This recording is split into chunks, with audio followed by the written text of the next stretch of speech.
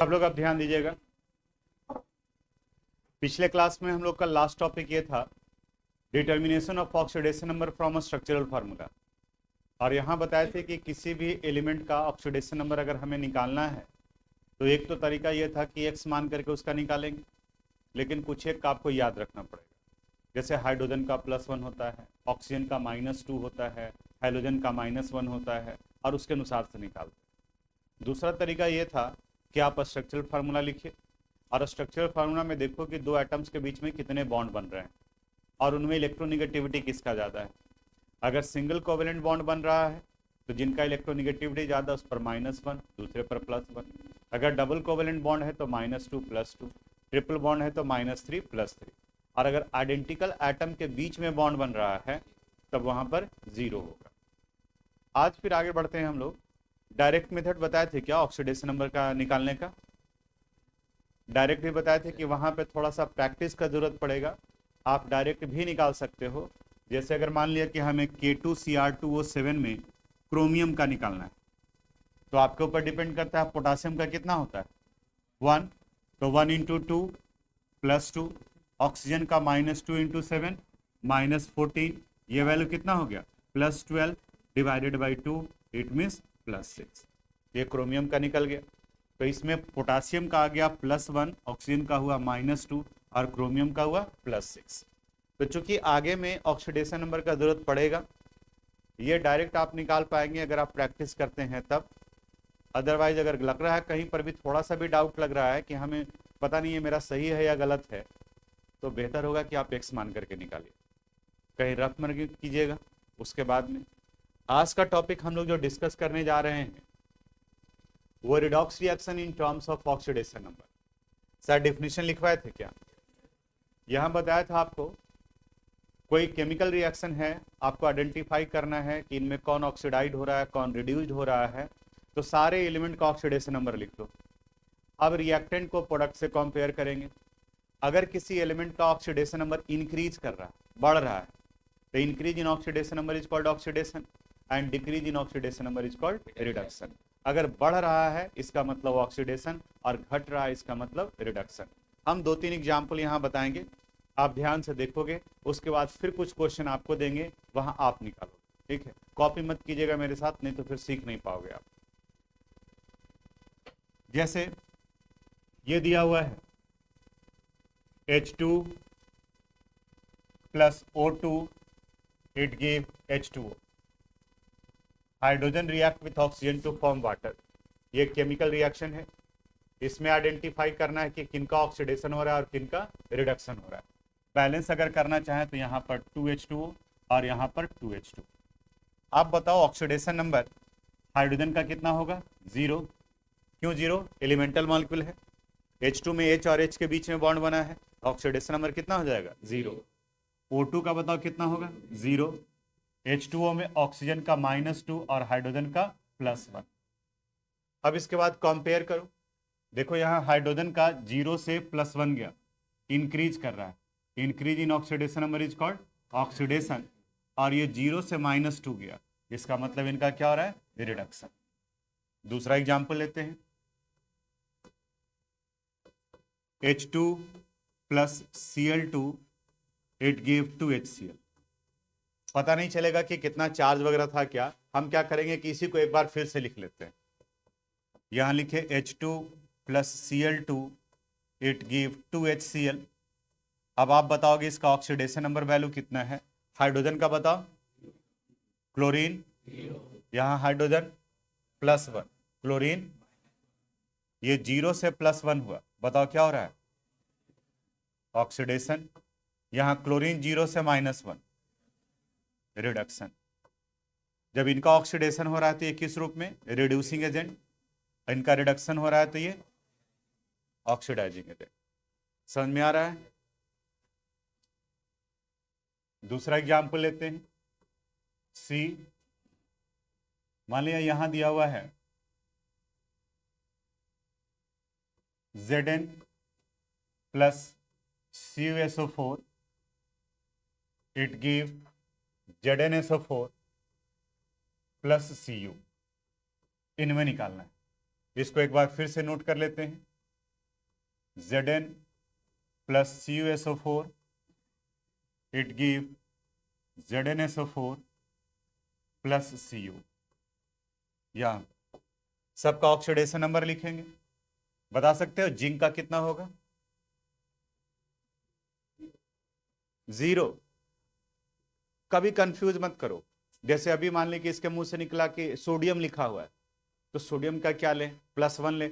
अगर सोडियम किसी के साथ जुड़ा हुआ है, किसी के कंपाउंड का पार्ट है, तब उसको +1 लेंगे। अगर वो अकेले है, इसका मतलब एलिमेंटल मॉलिक्यूल है। जब कभी भी हम लोग केमिकल इक्वेशन लिखते हैं तो मॉलिक्यूलर फार्मूला को लिखा जाता है। हमने आपको बताया कि कुछ ही डायटोमिक फॉर्म में एग्जिस्ट करता है, अधिकांश मोनोएटॉमिक होता है। तो यहां जिंक लिखा हुआ, इसका मतलब ये मॉलिक्यूल है, मोनोएटॉमिक मॉलिक्यूल है। और एलिमेंटल मॉलिक्यूल का ऑक्सीडेशन नंबर वैल्यू कितना होता है? 0। हाँ, अगर जिंक किसी के साथ जुड़ा होगा तब इनका ऑक्सीडेशन नंबर आ सकता है। Na किसी के साथ, H अगर किसी के साथ जुड़ा हुआ है तब उनका +1 होगा। लेकिन अगर H अकेले है तो H अकेले H2 के फॉर्म में एग्जिस्ट करता है। C अकेले C के फॉर्म में एग्जिस्ट करता है। तो C अगर किसी के साथ जुड़ा है तब उनका कुछ प्लस माइनस होगा, 0 भी हो सकता है। लेकिन अगर C अकेले है, इसका मतलब एलिमेंटल मॉलिक्यूल है, और एलिमेंटल मॉलिक्यूल का ऑक्सीडेशन नंबर हमेशा 0 होता है। बताओ यहां जिंक का कितना होगा? यहां CuSO4 है, तो पढ़ें कि पूरे SO4 का ऑक्सीडेशन नंबर -2, तो कॉपर का +2। ZnSO4 में SO4 का -2, तो जिंक का +2। यहां बताओ कॉपर का 0। यहां जिंक 0 से कन्वर्ट किया +2 में। बताओ इनका क्या हो रहा है? ऑक्सीडेशन। कॉपर +2 से कन्वर्ट किया कॉपर में, इनका क्या हुआ? रिडक्शन।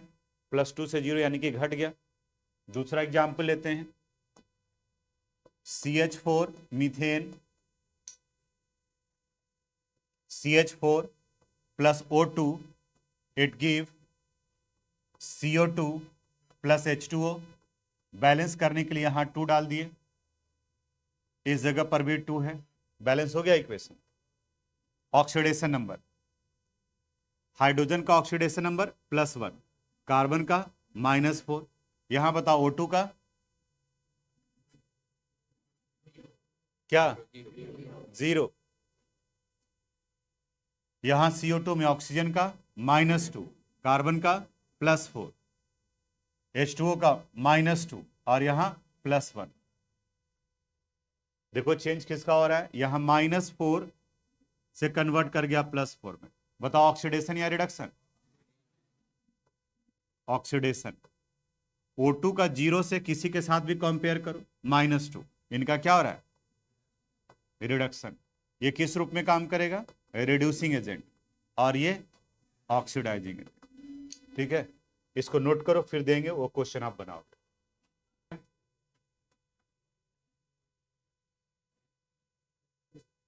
अब क्वेश्चन दे रहे हैं आपके लिए, आपको आइडेंटिफाई करना है किन में किन का ऑक्सीडेशन हो रहा है, किन का रिडक्शन हो रहा है।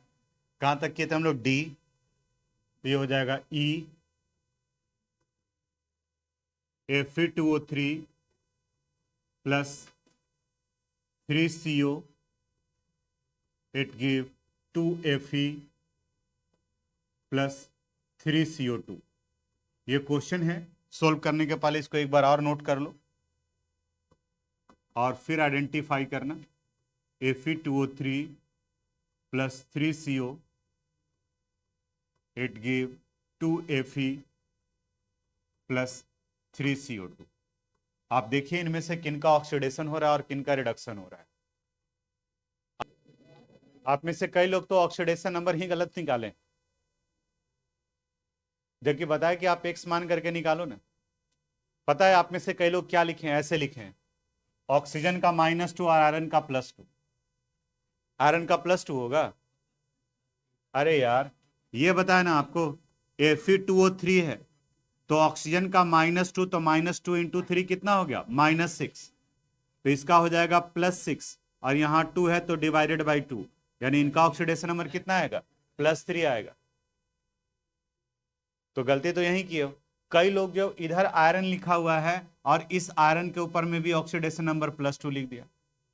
सिंपल बताए कि एलिमेंटल मॉलिक्यूल का ऑक्सीडेशन नंबर 0 होगा। फिर सुनो, सर पहचानेंगे कैसे एलिमेंटल मॉलिक्यूल?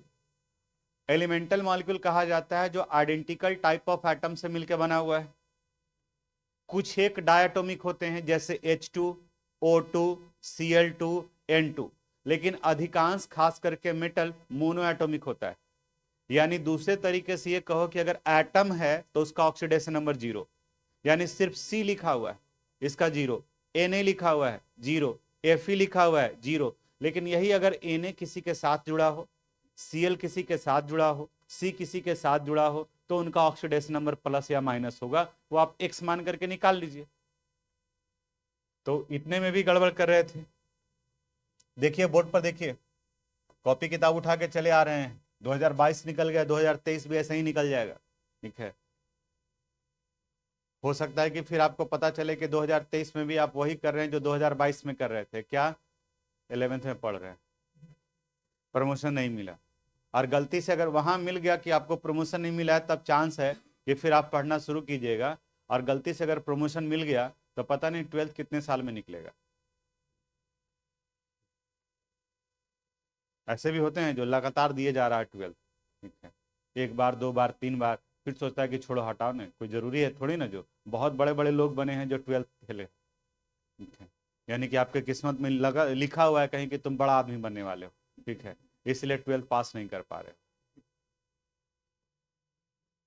देखिए यहाँ Fe2O3 x into 2 plus -2 × 3 is equal to क्या हो गया? 0। 2x - 6 is equal to 0। 2x is equal to +6, x is equal to +3।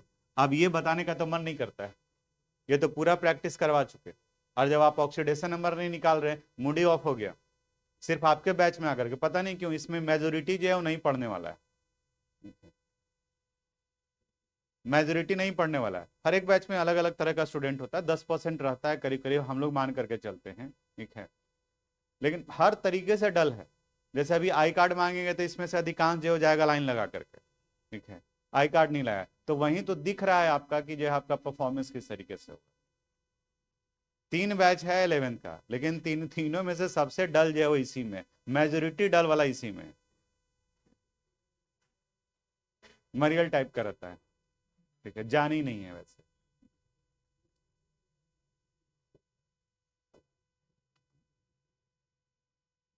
चलो देखो, यहां ऑक्सीजन का ऑक्सीडेशन नंबर -2, आयरन का +3, कार्बन मोनोऑक्साइड में बताओ ऑक्सीजन का कार्बन +2, यहां आयरन का CO2 में ऑक्सीजन का कार्बन +4।